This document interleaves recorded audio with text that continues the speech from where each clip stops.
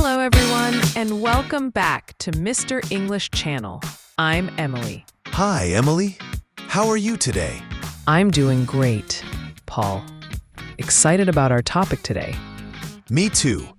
I think it's something a lot of our listeners are interested in. Absolutely. Today, we're going to talk about something really important for many of you. How to get a high score on the IELTS exam. That's right. The IELTS, or the International English Language Testing System, is a test that many people need to take for different reasons, like studying abroad, working in an English-speaking country, or even for immigration. Exactly.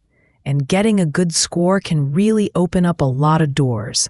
So we thought it would be helpful to share some tips and strategies. Before we dive in, though, a quick reminder to our listeners. If you find this helpful, please share this episode with your friends who are also learning English or planning to take the IELTS. And don't forget to subscribe to our channel and give us a like. It really helps us to keep creating these lessons for you. Okay, so let's start with the basics. What exactly is the IELTS, Paul? Well, Emily, as you mentioned, IELTS stands for the International English Language Testing System. It's a standardized test designed to assess the English language proficiency of non-native speakers. It tests 4 main skills: listening, reading, writing, and speaking. That's right. And there are 2 main types of IELTS tests: academic and general training. The academic test is usually for people who want to study at a university or other higher education institution, while the general training test is often for those who are going to work or immigrate to an English-speaking country. It's important to know which test you need to take, as the reading and writing sections are different for each one. The listening and speaking sections are the same for both. So, how is the test structured? Can you give us a brief overview of each section? Sure. Let's start with listening. This section has 4 parts, and you'll listen to recordings of native English speakers. You'll hear things like conversations and monologues, and then you have to answer questions about what you heard. There are about 40 questions in total, and you have about 30 minutes for the listening itself, plus 10 minutes to transfer your answers to an answer sheet. It can be tricky because you only hear each recording once, so it's really important to listen carefully and try to take notes if that helps you. Definitely. And the types of questions can vary. You might have multiple choice questions, fill in the blanks, matching exercises, and more. Next is the reading section. For the academic test, you'll read 3 long texts, which are usually from academic journals, books, or magazines. For the general training test, the texts are shorter and come from everyday materials, like notices, advertisements, company handbooks, and newspapers. Right. And in both versions, you'll have to answer 40 questions in 60 minutes. Just like in the listening section, the questions can be different types, such as multiple choice, true, false, not given, matching headings, and sentence completion. Time management is really crucial in the reading section. You need to be able to read efficiently and understand the main ideas and details of the texts. Absolutely. Then we have the writing section. This is where the 2 tests differ the most. In the academic test, there are 2 tasks. Task 1 is usually describing a visual, like a graph, chart, table, or diagram, in your own words. You need to write at least 150 words in about 20 minutes.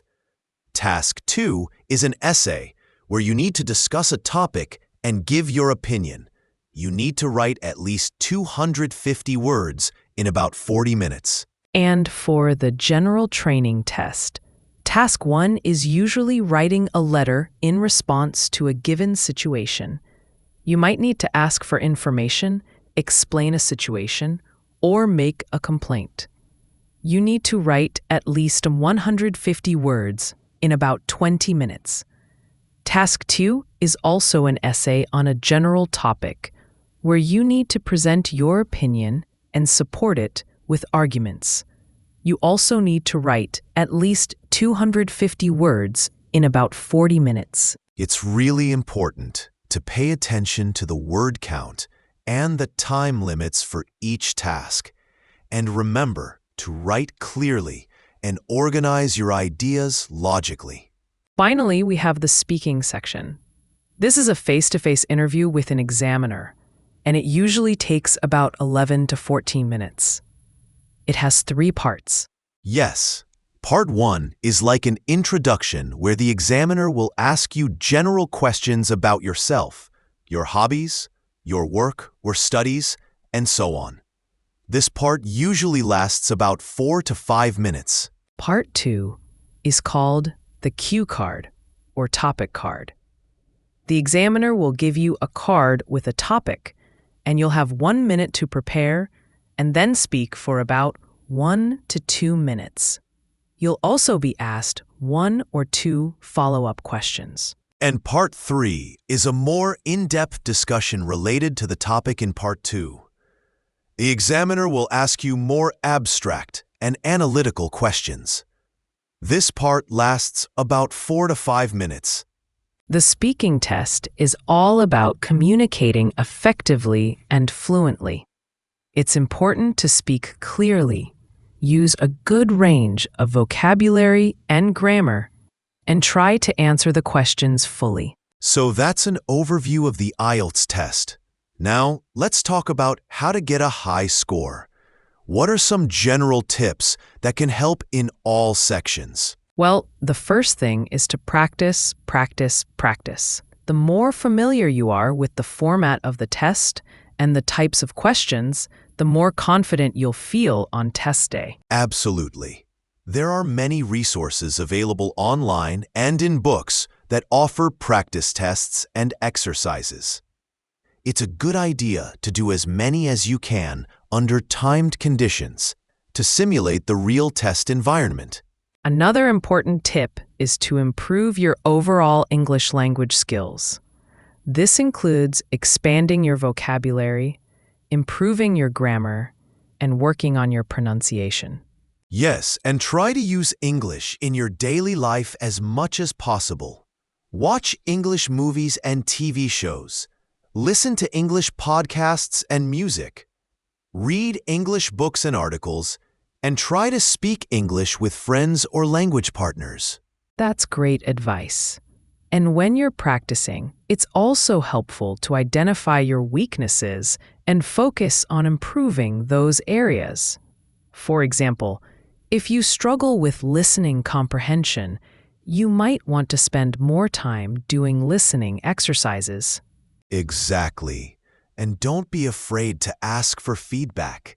If you have a teacher or a language partner, ask them to listen to you speak or read your writing and give you constructive criticism. Okay, let's dive into each section and talk about specific strategies for getting a high score. Let's start with the listening section. What are some tips for acing this part? For listening, it's crucial to read the questions before the recording starts. This will give you an idea of what to listen for. That's a great tip. It helps you focus your attention on the key information. Also, pay attention to keywords in the questions. These words can help you identify the part of the recording where the answer might be. And don't try to understand every single word. Sometimes, you can get the answer by understanding the main idea or key phrases. It's also important to be aware of distractors. The speakers might mention something that sounds like the answer, but is actually incorrect. Listen carefully to the context. Another thing is to practice different accents. The recordings might feature speakers with various English accents. so it's good to get used to hearing different pronunciations. And finally, if you miss an answer, don't panic and spend too much time trying to remember it. Just move on to the next question. You don't want to miss the answers to the subsequent questions. Those are all excellent tips for the listening section. Now, what about the reading section? How can our listeners improve their scores there? For reading, time management is key. You have 60 minutes to answer 40 questions based on 3 long texts in the academic test or several shorter texts in the general training test. It's a good idea to quickly skim each text to get a general understanding before you start answering the questions. Yes, skimming helps you understand the main idea of each passage. Then, when you look at the questions, you can go back and scan the text for specific information. Scanning involves looking for keywords or phrases related to the question. It's also important to understand the different types of reading skills that are tested. These include understanding the main ideas, finding specific details, understanding inferences and implied meanings, recognizing the writer's purpose and attitude, and following the development of an argument. So, practicing these different skills is crucial. You can do exercises that focus on identifying the main idea, finding specific information, or making inferences. Another common challenge in the reading section is vocabulary. The texts can contain some unfamiliar words. While you don't need to understand every single word, having a wide vocabulary will definitely help. Try to learn new words regularly and pay attention to how they are used in context. If you encounter an unfamiliar word during the test, try to guess its meaning from the surrounding words and sentences.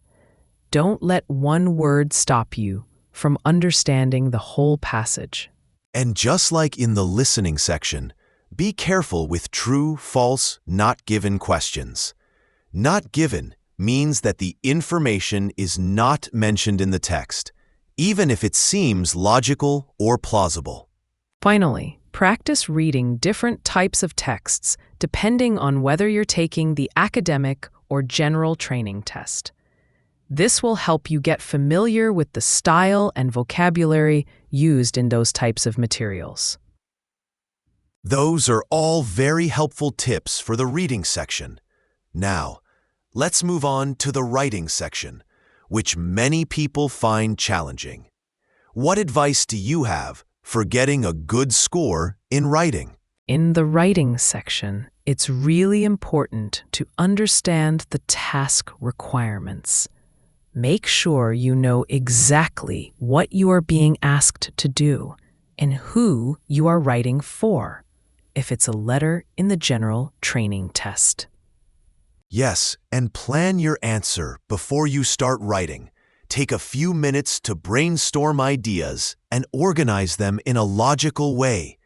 This will help you write a well-structured and coherent response. For task 1, describing a visual or writing a letter, make sure you address all the key points in the prompt and meet the word count requirement. In the academic test, when describing a graph or chart, focus on the main trends and significant data.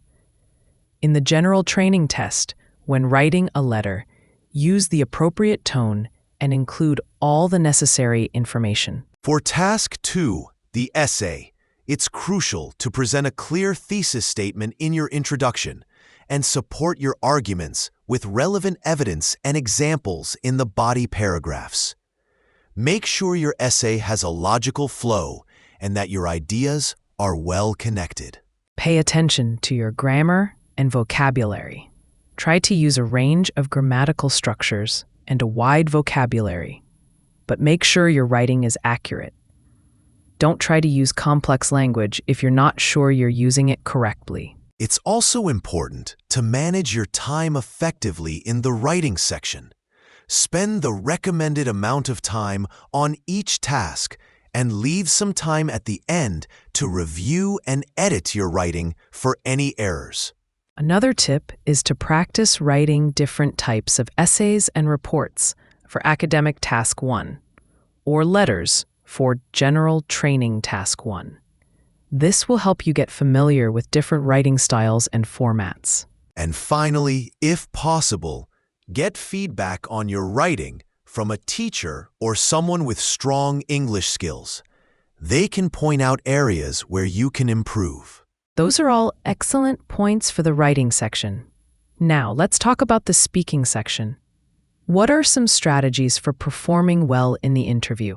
For the speaking section, fluency and coherence are very important. Try to speak smoothly and connect your ideas logically. Don't worry too much about making small grammatical errors, as long as they don't impede understanding. Yes, and try to speak at a natural pace. Don't speak too quickly or too slowly. It's also important to use a good range of vocabulary and grammatical structures.